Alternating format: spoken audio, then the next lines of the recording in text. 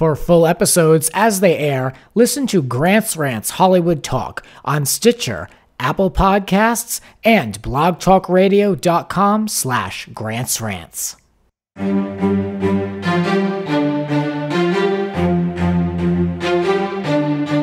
Broadcasting from Hollywood, California, it's Grant's Rants Hollywood Talk. Omorosa goes from the White House to the Big Brother house for big money. Is Real Housewife of New York Ramona getting sued? And in case you didn't know, Jill Zarin wants back on Bravo. Britney Spears announces a world tour, and Lindsay Lohan announces she's confused. This and more with Matt Paisley. Let the ranting begin. I am joined by Matt Paisley, a podcaster at the Reality Rundown podcast. Hi, Grant. How are you? Hello. Welcome to the pod. Thank you. I'm so excited to be here. Yes, I'm glad to have you on. It was like I had to complete it. So I've had on Amanda. Yes. Paul's been on twice now. He's kind of been holding it down for the Reality Rundown, so now here I am. Yes. So you've been on a short list since the end of last year. Oh, good. I'm glad to hear that. It just flew by last year. Oh, totally. Somehow we're in February. I know. Well, January, I feel like kind of like lagged a little bit. It did. And that's my biggest fear with the month of March. Anything ending in 31 outside of summer makes trouble, me nervous. Yeah. No, for sure. At least it's like warm out today. We're getting like a nice warm February, not like the East Coast. It's a beautiful day here, I will say. So we're going to get into this episode. There's a lot of stuff to discuss. I'm very excited to rant away. Yes, just let it go. Yeah, for sure. This is my opportunity to just say it like it is. Yeah. So I want to say a special thank you to all the people literally around the world who have reached out to me about the last episode, number 82, with Margaret Josephs and Danielle Staub. Yes, that's amazing, Grant. Yeah, I'm so gracious for all of the reactions and messages, DMs, and people who have shared and retweeted who I didn't even ask to do that, you know? That's always a nice feeling. Yeah, it's really appreciated. And I really enjoyed the episode so much. Did you have a chance to listen to it?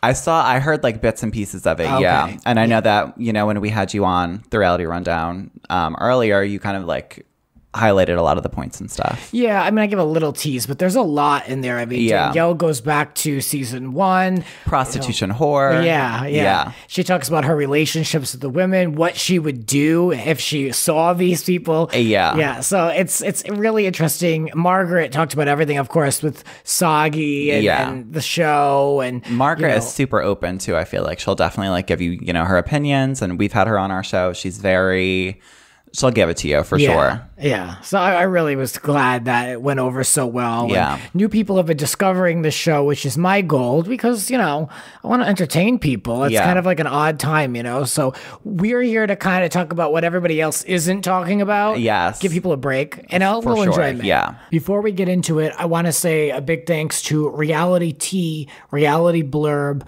All Things Real Housewives, and Real Housewives for picking up that interview and promoting the show and the podcast over there on those outlets. Great, guys. Thank you so much for all the support. So let's get into it. Celebrity Big Brother. I am so excited. I actually am very excited. I just came off finishing up the UK version and I loved it. So I need to fill the void. So I'm thinking now to get CBS All Access, you have to pay for that, but you get the live feeds. Yeah. So I'm thinking it's kind of like a toss-up because I feel like, is it really worth it? No. But if you hear about if you don't subscribe to the live feeds and then you hear, the next day Brandy slaps Omorosa or something like that, you're going to want to see that live when it's happening before everyone else. Yeah. Yeah. I feel like I need to fill the void. Like Big Brother UK was an everyday thing. It wasn't like twice a week and it was like 2 hours every day. So I'm really and that's what's crazy about Celebrity Big Brother UK is that it really does air every single day. And so if you try to really follow it and stay, up to date with it, it's hard. It's a commitment. It is a commitment. So now I'm coming up that I'm in the habit of this daily viewing. So now you're I might used need to it. US. Then you definitely need the live feeds. You need your fix. I was curious how good it was really going to be. Like, I looked at the list. Half the list I couldn't care less about. I have no idea. Well, half of them, it's like, I feel like you don't even know who they are. No. That girl from American Pie, I kept asking people, well, who is she? Elizabeth. I didn't see American Pie. It was before my time. She has not done anything, I don't think, since 1998. Apparently, she's now living in Cape Town, South Africa.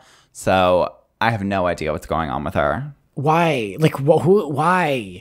I don't know. I don't know. They couldn't find anybody else. Like Lance Bass will go to the opening of an envelope. You think he'd be like all over this for $2? Well, I feel like, and there are also so many, rumors about casting and who's going to be on the show and everything. And I feel like those kind of got like very built up, like Tiffany Pollard, aka Miss New York, for example. I feel like it was everywhere that she was going to be on the show, and she's nowhere to be found on this list. So it's that I wonder if they even approached her, because she would do it. It's a network show. I'm sure she would. So yeah, well, the celebrities will be playing for charity. It's going to be 5 men, 6 women, and evictions are Fridays and Mondays, so it's going to be quick. Well, it's only like 2.5 weeks, right? Yeah, which is barely worth it. Opinion. Like why? So I wonder how many even episodes they're going to be. I could see if it was a month minimum. Yeah. But 2.5 weeks, why bother? What's the point? The game is supposed to be played long term. Yeah. And that's what kind of, especially with like Big Brother in general, that kind of like adds to the whole setup of the game, is like how long can you like last and deal with being in a house with these people. Right. Some I'm more interested in, others. I always like James Maslow because I follow him on social media. Yeah. Mark McGrath, he could be interesting. Well, so I feel like maybe him and Brandy, like something. Is he married? Maybe. I don't know. I don't know. I could see something with that. Brandy, of course, Real Housewives of Beverly Hills. I feel watching. Like she is going to be like Mrs. Set It Off. Yeah. I think that she's going to be probably the one who gives the most. A last minute addition, and why? Why is she considered a last minute addition? I don't know. I want to know who dropped out. Yeah, I know. You know what I mean? I'm wondering who. Yeah, I wish that... It has to be another woman, I assume. Probably, yeah. But I really wish that Brandy didn't say that she was like a replacement for someone. I feel like that just makes her like look like, you don't want to have that sort of perception of yourself. Yeah. They need Janice Dickinson in this show. I know. But, Ross Matthews, boring. And Omorosa, of course. Omorosa, I think she'll can wait. I think she'll be good. I want to see if she says anything, because obviously the big thing is going to be like, what is she going to say about her time at the White House? What is she going to say about Donald Trump?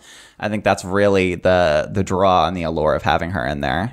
Yeah, I'm very excited for her because she is a reality all-star, whether you love her or hate her. Yeah. I mean, and those two are never going to get along. Oh, definitely. I think that Brandy also knows going into the show that people probably want to see her fight with Omorosa, so I'm hoping that she really carries that forward. And Andy Cohen even tweeted, like, oh, Brandy's going to eat Omorosa for lunch. Yeah. So... let's say Omorosa didn't do any of the press tour that they did. They did stuff with ET Canada and all that. So I wonder if she came in last. Interview. Yeah, I wonder if she came in like last minute. Yeah. But I saw a screen cap on Twitter of her in the live feed combing her hair. So she's in there. Gosh. They're currently in the house over at Studio City. When does it start airing? It starts airing on February 7th. Okay. For 2.5 weeks. But People Magazine, speaking of Omorosa, they're reporting that she was inundated with offers post-Trump. I'm sure. And that ranged from the U.S., the U.K., Middle East, even to Nigeria. She's going to be on the next season of Real Housewives of Potomac. You never know. She might be popping up. They should. That would be a good one, I think. That would be they need that. I know, because, I would be in every episode. Potomac isn't the most interesting, I think, of the shows. And, she is, from that sort of D.C. area. So I think that could work. Yeah. I agree. I think she does live down there. Yeah. Or nearby, one of the states nearby. Yeah. So no one's really living in Potomac anyway on that show. So why not? And she has friends with Phaedra Parks. Phaedra was at her wedding. So she's kind of wrapped up in that world a little bit. Mm-hmm. People Magazine is recording that Omorosa has a $1.3 million deal with CBS. That's insane. To do Big Brother for 2.5 weeks. That is crazy. But it also includes... I'm going to say alleged, because I don't really know this, but this is from People. It includes a development deal of a syndicated talk show. Okay. So I don't know how much development deals go for nowadays. Yeah, and I also don't know if would people really want to see a syndicated talk show from Omorosa. I feel like getting her on Celebrity Big Brother, that's kind of enough. I agree. We can hear from her, and then she can kind of either go to Real Housewives of Potomac or write go a book. Away. Yeah, do something. Yeah. I don't think that we need to give her a talk show. That might blow up her head a little bit too much. Well, I'm really excited. I can't wait to watch this show because I just want to see how it's put together. CBS in the States is Big Brother in the States is so formatted. And it's a little dull, especially compared to like Big Brother in the UK, where it's also because... here everything is censored, whereas over there they can say whatever, they can have body parts out, and we see everything. And I definitely think that if you're a fan of reality, that's kind of what you want to see. You want to see the real quality to it. My biggest fear with this show, Big Brother in the States, is all about strategy and gameplay and backdooring people and votes. I don't really care about that with these celebrities. Like, I want Omorosa to have a conversation. I want to hear things and be able, because half this list I don't care about, but I'm interested and I'm open to caring about them. So I want to get to know some of these celebrities and hear their stories.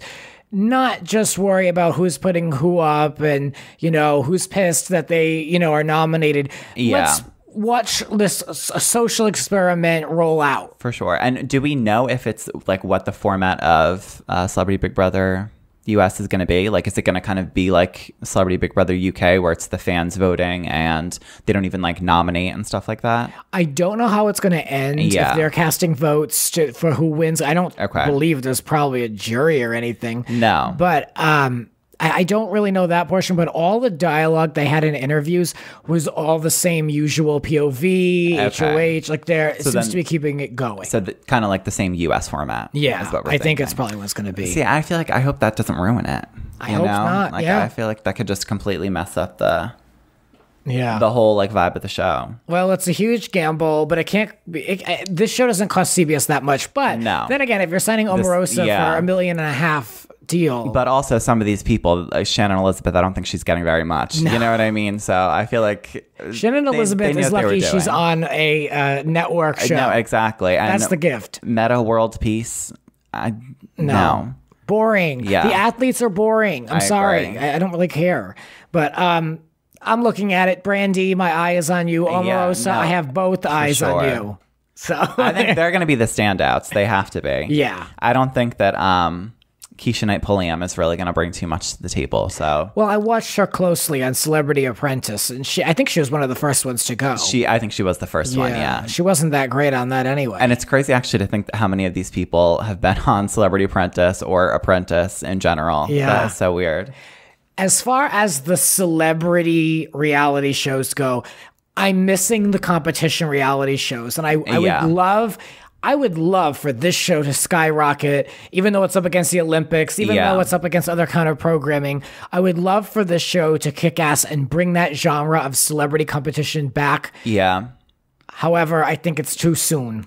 You think so? Yeah. Why? I don't think it's going to resonate. I don't think it's novel enough right now. Okay. Unfortunately. For me, it is. Which shows are you talking about that you missed? Like Celebrity Apprentice? Apprentice minus the Donald. Yeah, for sure. How did you feel about Arnold Schwarzenegger when he was... Well, it kept the show on, so I was okay. I don't despise him or anything. Like he's whatever, and he had fun with it. I'm sure that they could have picked someone else that maybe would have been like a better fit. But like Celebrity Mole, like stuff like that, when it was just like the usual suspects. That's like really like a throwback. Yeah, I need a little like even Surreal Life. Like where's that? See, I missed that whole era too on VH1 specifically, where it was Surreal Life, even like Flavor of Love. Obviously, we love Tiffany.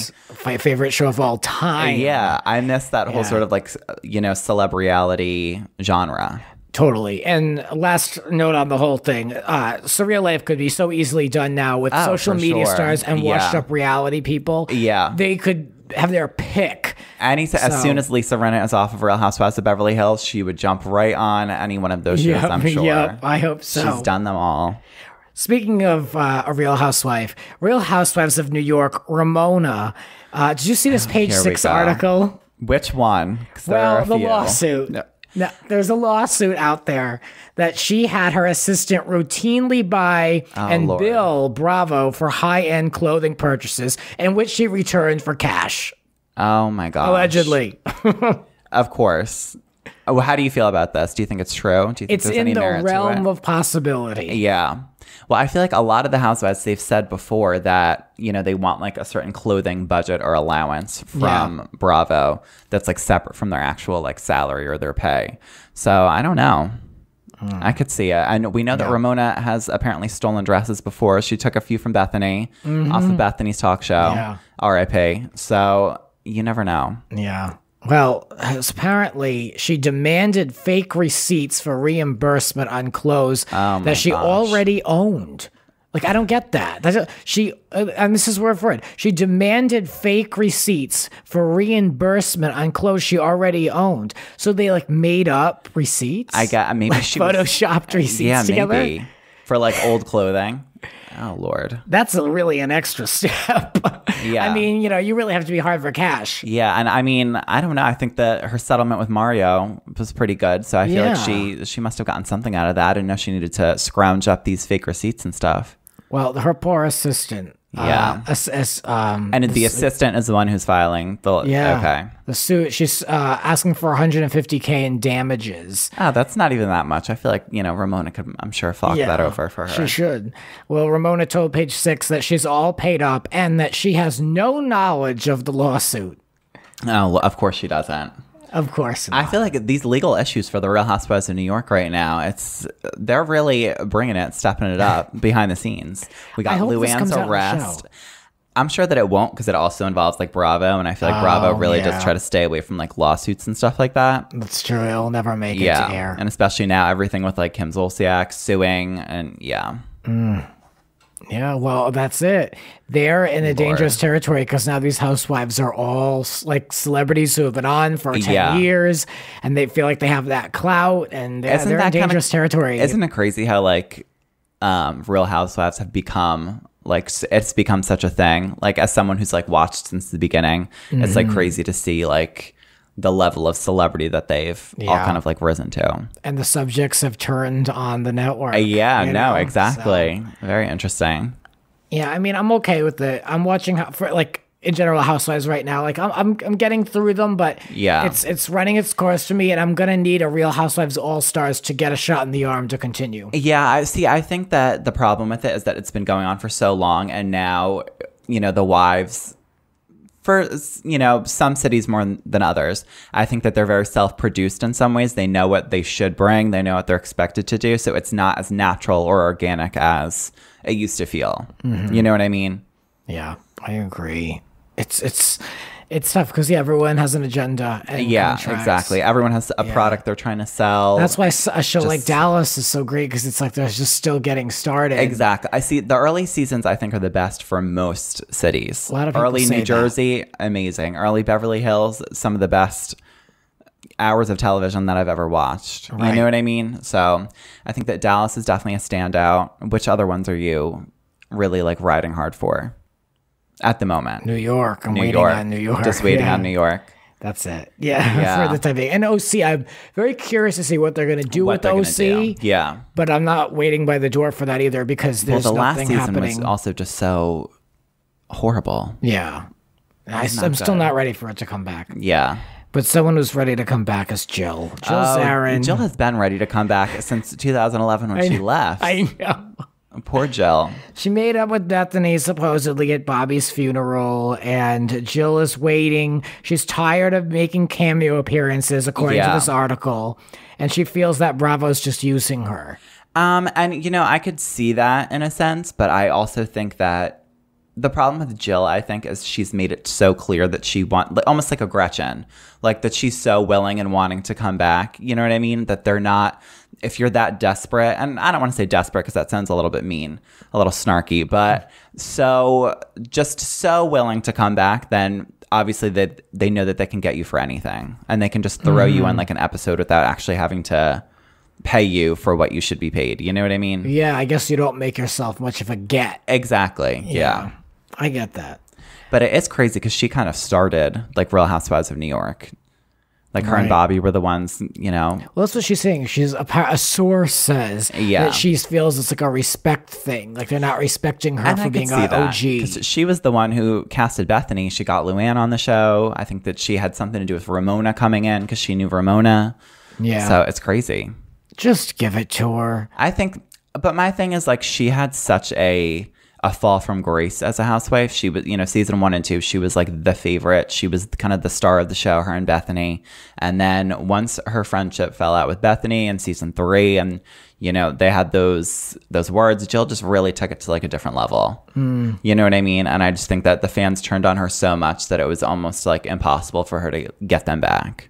Unlike Danielle Staub, who now is like one of the fan favorites.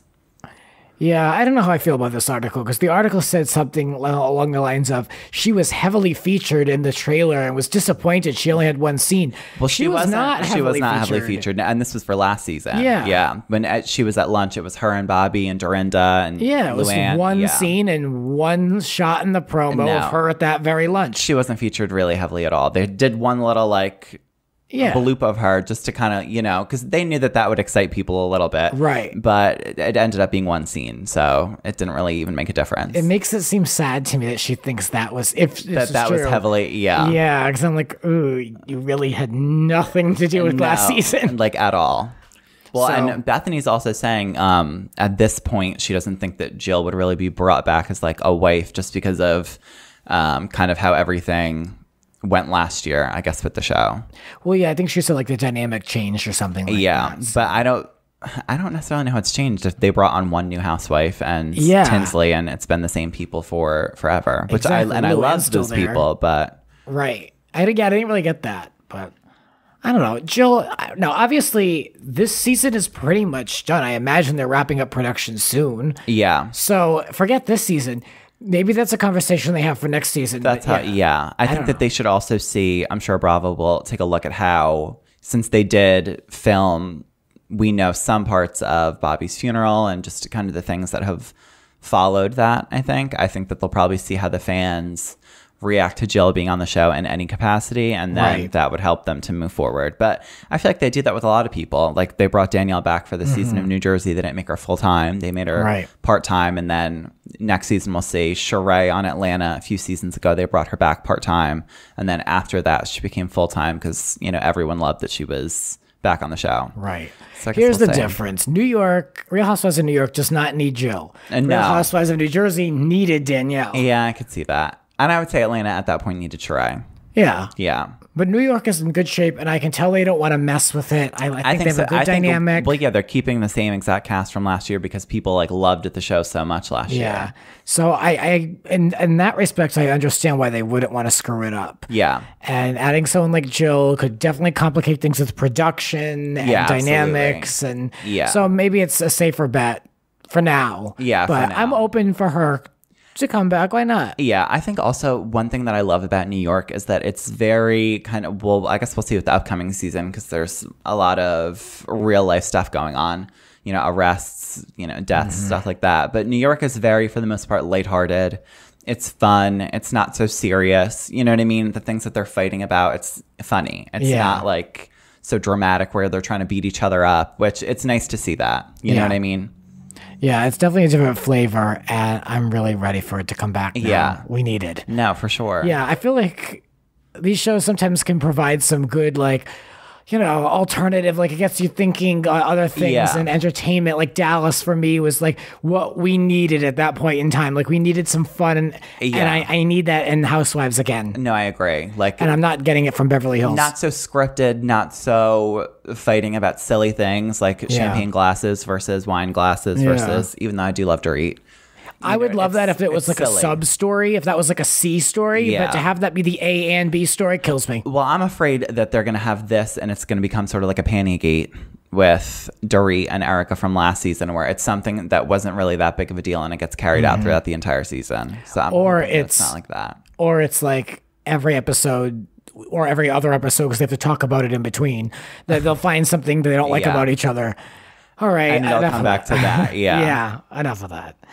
Let's talk about Britney. I know you're a massive Britney fan. I love Britney. So I try to cater to who's on because I know Paul loved Tiffany. Yes. So we dedicated the subject. Perfect. So I can't not discuss Britney. Perfect. You know I'm a huge fan. Yes. Anytime I post anything on Instagram, I feel like relating to Britney, you comment and you're like, yeah, amazing. I know you amazing. Love her too. Icon, the whole thing. I almost wore my Britney t-shirt. Oh, yeah. I would love that. I know you would. Sorry. Yeah. Next time I'll have to. time.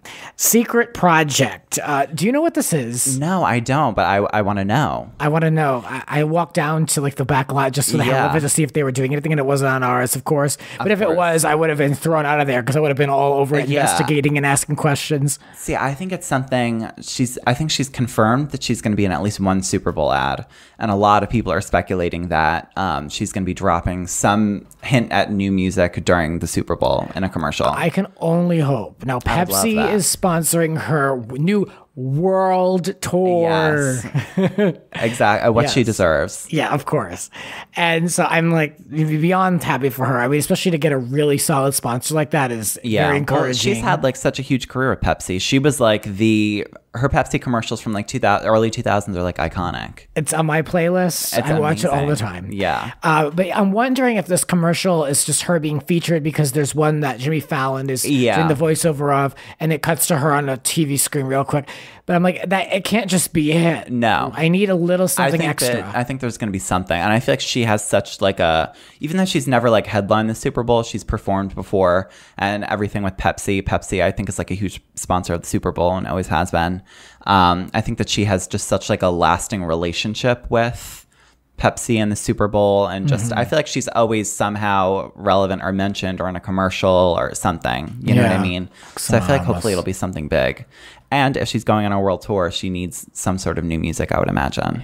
If she is making an announcement during the Super Bowl on an ad, I would take back a lot of the negative things I've said about her team. Yeah. Because I think her team has been sleeping on her, and just like, you know, they know that they'll do a show in Dublin and it'll sell out, and so they do one. And then we have 2 singles from the last album. Like, it's borderline lazy. I agree with you, but I also think that she's at such like a point now where she doesn't have to work as hard almost as these new girls coming up. And it is a lot, I'm sure, to put out a single, and then you have to do the video for it, and then you have to promote the single. You know what I mean? Oh, but we need that. I mean, she needs to give that to her fans. As a fan, I want to see that, but as someone who, is supportive of her and what she might want, I could see it. I mean, she has said she's kind of done everything. She's like, she's done everything from SNL to movies to sitcoms. Crossroads. Like, don't sleep on it. Yeah. So she's kind of done like everything, I guess. So maybe shooting another music video probably isn't exciting anymore. Yeah. But for me, it is. Yeah, for sure. And I do think, I would love to have Justin bring her out as sort of like a surprise guest or something. Who? Justin Timberlake. Who? I like that. Yeah, I hate him. I don't like him either. I don't hate him. I used to love him, but now I just feel like as I've gotten older, I've become a little bit more aware of just who he is. And it's off-putting for sure. When I grew up, like, he was worshipped. My sister loved him. And for every Britney poster, there was a Justin poster. It was Justin and Britney for me growing up. Yeah, my walls were covered. Right. So I never, but I never got his appeal. Like, I never cared. Like, I don't like men that sing in that falsetto voice. So for me, it was always a no-go. Were you more of like a Backstreet Boys person or NSYNC? I was NSYNC because that's what my sister listened to. But it was always Britney. Yes. So, well, of course, definitely not Christina. Yeah. Occasionally, I think we had one Christina poster and probably 20 Britney posters. Perfect. Not really. I had like one Jessica Simpson because I was like, all right, I'll include her on this, and she was really no competition for Britney, so it didn't make a difference. No. Yeah. But Britney and the whole Justin thing, like, just the new music is boring. Like, I'm not even gonna comment. It's not good. No, I'm not even gonna comment. The music video is trying too hard. It's like a knockoff Joanne, Man of the Woods, sort of country vibe. No, boring. Lady Gaga didn't work for her. Miley's last album didn't do well. Justin, we don't want to see anything country from you. Why is Lady Gaga still performing A Million Reasons? I don't. It's really. I think this every time that I see her perform it, and it's like draining at this point. I like her as a person. The music, though. Yeah. I don't know if I can defend her as an artist when the last song I like she put out in 2011. Like, I don't know. What song was that, would you say? The Lat album, that whole Judas, Monster. Edge of Glory. Yeah. And after that, I just fell off. Yeah. And I was listening to her last night. I was listening to her song Donatella. Like, I'm okay with her to a degree. Pop, but well, that was...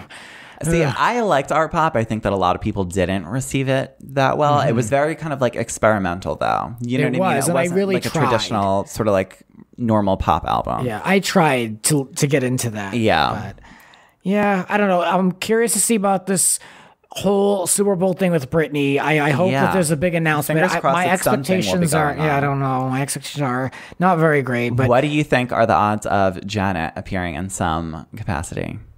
Large. I think they need to do it. I think they have to, but I really hope that they don't drop the ball on that. I know. No pun intended. Yeah, I don't know how I feel about this. Of course, at the time that we are recording this podcast, we have not seen the Super Bowl. Yes. This show will come out after that, so I don't. We will know when we will sound foolish, but who knows? Yeah, we can't see the future. We're not Alison Dubois after all. No. As far as Britney's tour, it's going to be North America, Europe, and UK. And it says #piece of me. So is it the same show in Vegas? I'm sure. And Paul and I actually just went to Britney's last show on New Year's Eve in Vegas. And it was really good. But it was, be careful. I know. I want to watch my words because I love her. But I think that she definitely, it was sort of a routine. It seemed like, she definitely had everything down pat. It was great, but it was a little, walking through the motions a little bit. Okay. And hopefully, I'm sure she'll switch it up a little bit for the tour. But she has also been doing the Piece of Me show since 2013. So it's been 4 years of sort of similar routines and, There's a video on YouTube, but it shows first show and then it cuts to the last show. And it's the same exact format. Pretty much the same, except completely different outfits. So. Yeah, there you go. Yeah. Well, we also had Glory come out kind of in between there. Mm-hmm. What do you think of Glory? It was her great. last album. I loved it. Yeah, it was great. I loved it. It's too bad there were only 2 singles from that, and they both had supporting features, and it wasn't just her. But yeah, and I like Tinashe and all, but I would have preferred the album cut "Slumber Party" being the single as opposed to Tinashe having to be on there. Yeah. All right. Well, when we come back, we're going to talk more with Matt. We're going to look at a little bit more about his life out here and more about his podcast. That and more in a moment. Now this.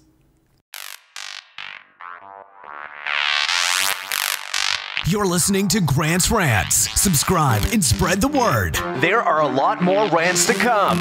Listen anytime on all major podcasting platforms. And now, back to the show. And we're back talking with Matt Paisley, and we're looking at this ridiculous story. I'm very riveted by this. Kim Kardashian and Lindsay Lohan. Yes, Kim. I never talk about Kim on this show, but I'm talking about it because Lindsay's involved. Do you not care for Kim? No, it's a rule on this show. I won't talk about her or any of them, which at one time was very challenging, but now it's easy. And I'm glad I can go right around them. But for sure. When Lindsay's intersected in a social media feud, you just have to bring that up. Yes. It has to be acknowledged. So I'm okay with it for this one time. But Lindsay... Kim posted a picture of braids. Whatever. She's been posting a lot of stuff trying to get more attention for what I don't know.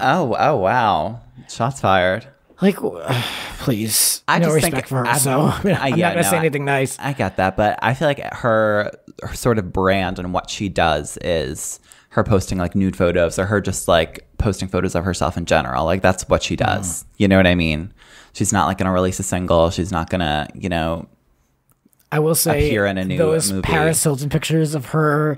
Those were incredible. Amazing. Paris truly is, I would say, the queen of pop culture. She really Paris is she back is the one who brought this whole era. Yeah, and she's back in the gossip columns and stuff. I'm so glad, right where she belongs. No, exactly. Someone rediscovered Paris, who I've been talking about all along. She fell off for a little bit, sadly, I will say, but I think it's just because I think that she just got too big almost, if that makes sense. And people just needed a break from her. I think she invested her 10 years. I think she invested her stock in overseas, and she kind of neglected the U.S. to a point. Well, I think that's also a result of kind of the backlash that she would get here. Mm-hmm. You know what I mean? And people still all around the world were loving her. So that's where she would she'd go and DJ, do a set in Dubai and with Lindsay Lohan. I was thinking about her last night. I was remember it was so controversial. She had a sex tape, and now it really is who cares? Yeah. Well, she was the first. She's the one who started that. Kim is kind of the and now the carbon copy of Paris in terms of becoming famous and, putting herself out there. Yeah, and posting thotty pictures to this day. And so I think it watered it way down. I do think that the advantage that Kim had, that she was able to have sort of like the lasting power that sort of Paris didn't in that sense, is that she has like a family and there's so many of them that even when you're not focusing on Kim, you can focus on Courtney or Chloe or now Kendall and Kylie, and you're not talking just Chris, about who's a figuring fool behind them, keeping the machine going. A mastermind. The devil works, but Kris Jenner works harder. That's what I like to say. If only Kathy was a little bit more. I don't think Kathy cares, and Nikki Hilton wants nothing to do with any of this. She's now married to a Rothschild, so she definitely wants no part in it. But I am happy that Kim is acknowledging Paris and giving her the credit sort of that she deserves. Yeah. But the photo was taken. Yes. She had a bunch of braids. We got on a little tangent about Paris. Yeah. So Kim took a photo with a bunch of braids.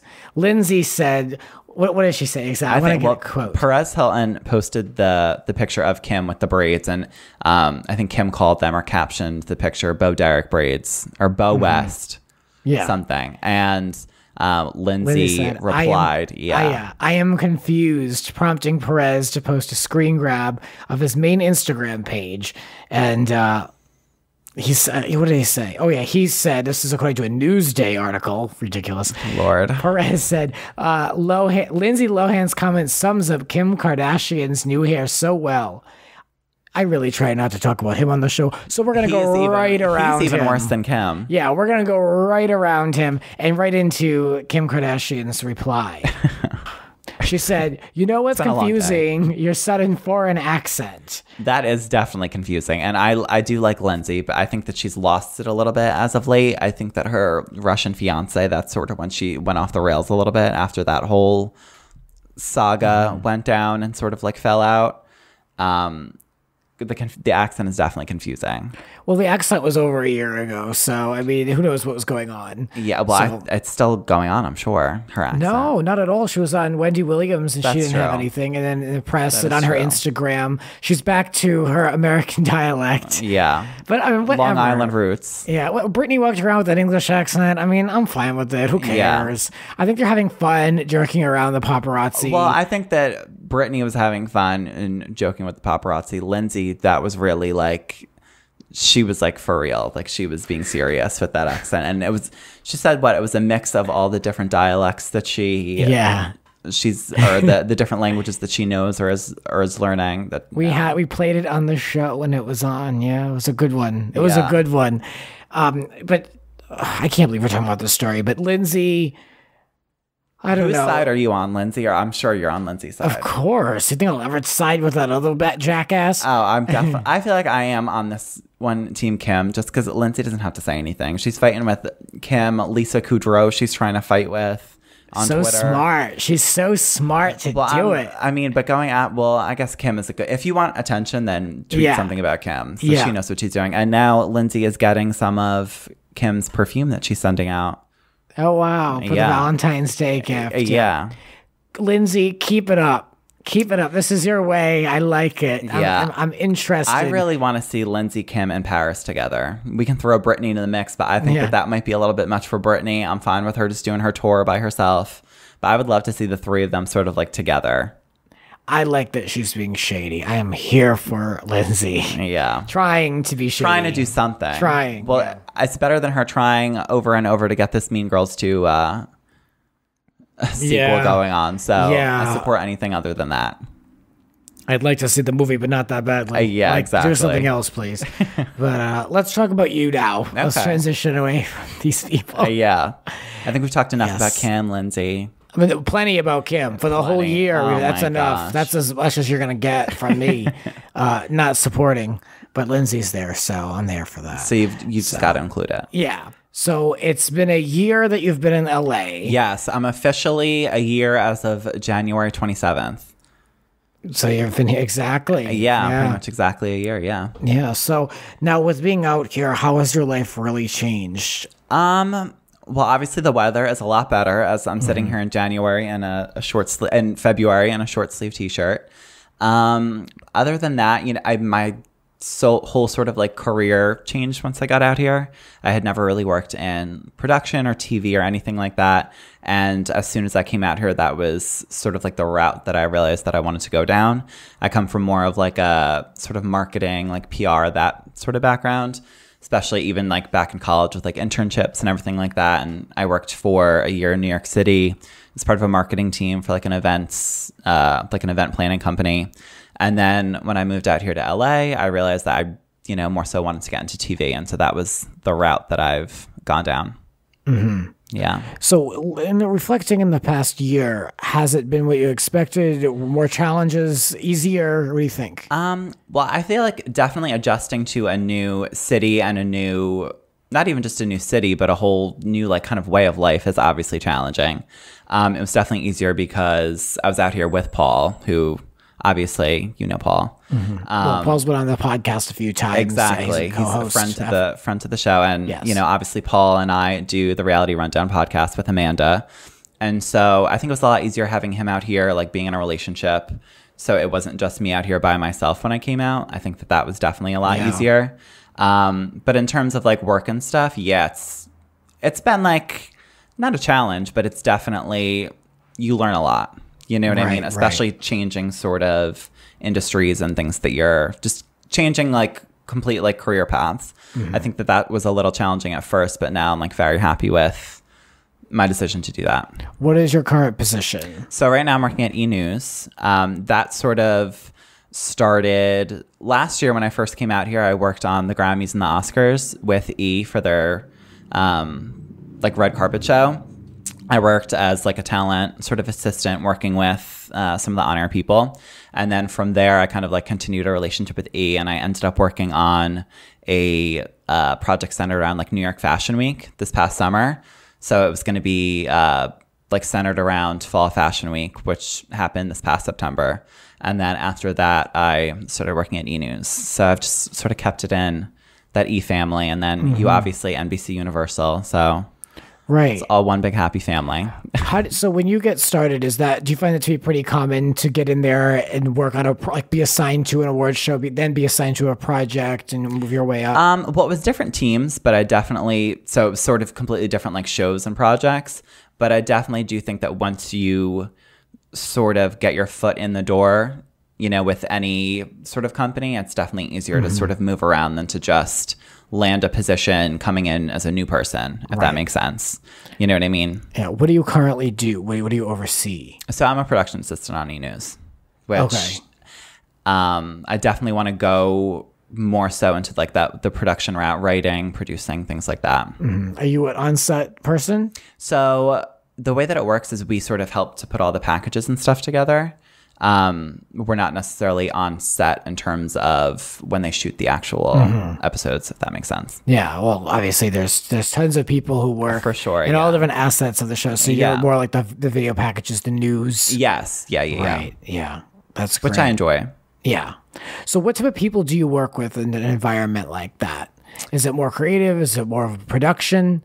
I think it's a mix of everything. I think what's really cool about working in production is you get to see all of the different things that go into like a show, especially a show like, you know, E!News. That's one, very creative, but it takes so many different things and so many steps and processes to put the whole show together, which is something that I think that people who don't necessarily work in this field maybe don't understand. You know what I mean? In terms of so many things that go into production. It's not just writing and coming up with these ideas and stuff like that. It's actually making them happen.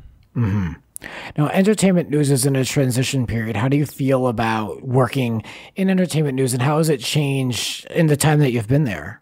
Well, I think social media is just such a huge part of what's covered now in entertainment news. So many stories even are brought about by this person tweeted this or this person Instagrammed this. We were just talking about Kim and Lindsay, and that whole sort of news story came off of 2 comments on Instagram and Twitter. Yeah. Or, yeah, I guess it was Instagram. Yeah. So I feel like that is the biggest difference in the last like few years, is how prevalent social media is now, and just how many things kind of spin and come off of that. It's not necessarily like, oh, the paparazzi saw Paris Hilton falling out of a car, you know, Britney Spears, we saw her underwear, she was stepping, or less than her underwear, she's stepping out of a car. It's more so like, oh, this person posted this on Instagram, like, what do we think it means? You know what I mean? Yeah. How do you feel about the future of entertainment journalism? Well, I think that everything is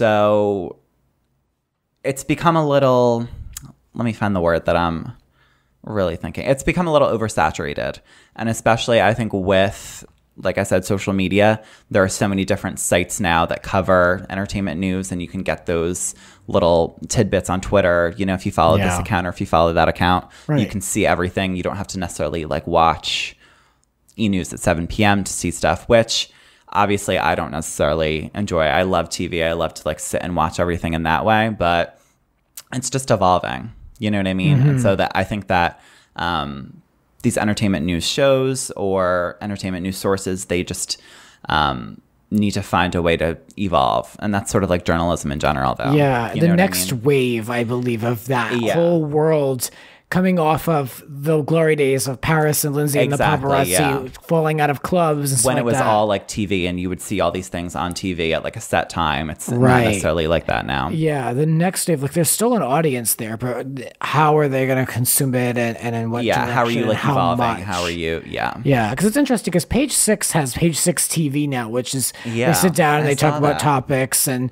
stuff like that. So, well, that's also kind of like TMZ. It started out as the website, and they have the show now. You know what I mean?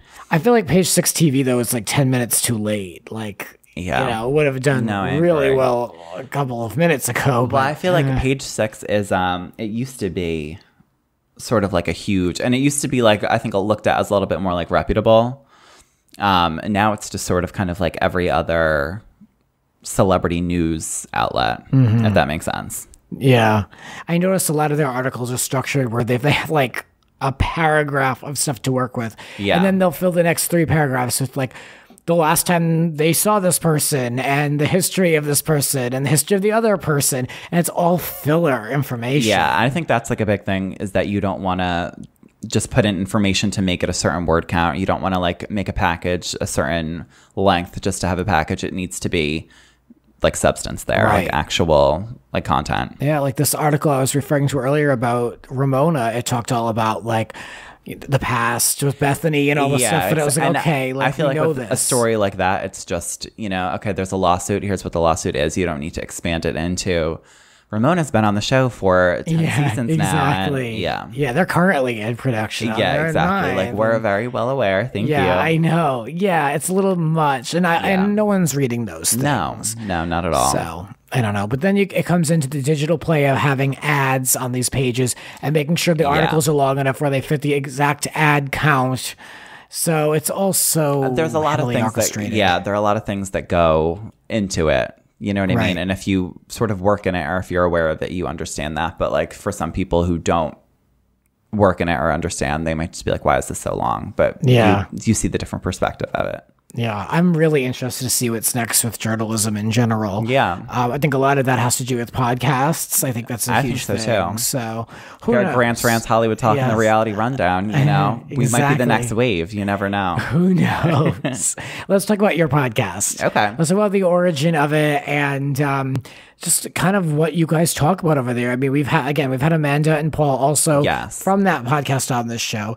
But, you know, these shows, they grow and evolve. And kind of how has it changed since you started the show? So when Paul and I first moved out here, Paul ended up meeting Amanda through work. And then I met her and we all just really hit it off. We're all huge fans of Housewives and reality TV in general. And Paul and I had been wanting to do something like a podcast or something along those lines for a while. And Amanda was very interested in it. And so we all just decided like, hey, you know, let's really do this. And so we created the Reality Rundown. And what we try to focus on is giving listeners and people who are interested in it a behind the scenes look at some of our favorite reality TV shows. Because I feel like there are a lot of podcasts out there, and a lot of ones centered around like Housewives and things like that. And they're great, and they do a lot of like recapping shows, and we didn't necessarily want to do that just because we do that now, but we really want to have like sort of like a behind the scenes look, because I think that's what would kind of like set us apart, and us as fans of these shows, I think that's something that we would want to hear. So we would imagine that other people would want to hear that as well. So other than me, what type of guests have you had on the show? So we've had a lot of like producers of different reality shows. We've had someone from Real Housewives of New Jersey. We've had a producer from Vanderpump Rules. We love Vanderpump Rules. Someone who's worked on The Bachelor, different shows like that. So sort of giving that behind the scenes look at shows like The Bachelor, Vanderpump Rules, Real Housewives of New Jersey. Within the reality TV world. Exactly, yeah. And then we've also had some talent from some of the shows. We've had Margaret, as you've had from Real Housewives of New Jersey. She was amazing on the show. And we've had Leanne Locken from Real Housewives of Dallas, who we love, that's actually how we met you, Grant, is through Leanne. Yeah. So thank you, Leanne, for introducing us. Yeah. That's so great about and she's great. Yeah. Yeah. That's why it allows her fans to discover your podcast. Exactly, yeah. And that's what I've noticed with having on the New Jersey ladies Margaret on my and Danielle, show. Yeah, to be able to try to reach a new audience so they could enjoy the show too. It's important to do that. But, because you don't necessarily have like talent on and like people who are actually on the shows. You do more so people who are fans of it and who work commentating panels. Yeah. Which I love, because then you can get away with more. Although I will say, those two women, they answered everything. Yeah, no, I think what was great about Margaret and great about Leanne is that they really did they weren't afraid to speak their minds and stuff like that. Right. Which is refreshing, especially from like a Real Housewife, because you never know what they might be able to say, what they can't say, but they were both great. We've had someone who was on The Bachelor, and I think moving forward, we still want to really have that sort of behind the scenes look. So whether that be people who are actually appearing on the shows or people who are working on the shows, that's really what we want to try to focus on, so that we can kind of stay true to that. Yeah, well, check it out, guys. You can find that. Again, it's called the Reality Rundown Podcast. And the information will be in the description of this episode below. Perfect. Thank you, Grant. So you can find it. So thank you very much. And I also was a guest on Matt's podcast. Yes, we had Grant earlier today. So we just spent the whole afternoon together. It's been such a pleasure. So that podcast episode should be out soon, and give it a listen. You can support their show at the same time. Great. So thank you very much for coming in. Of course. Thank you for having me. Yes, and keep it here for more rants. They're on their way. I love you for listening. This has been Grant's Rants. Support the Rants on Patreon. Follow us on Twitter @It's Grant's Rants. Cover art created by RHONY. Voiceover by Aw Yeah. Original theme music composed by Alexander Arntzen. The Grant Michael Collection.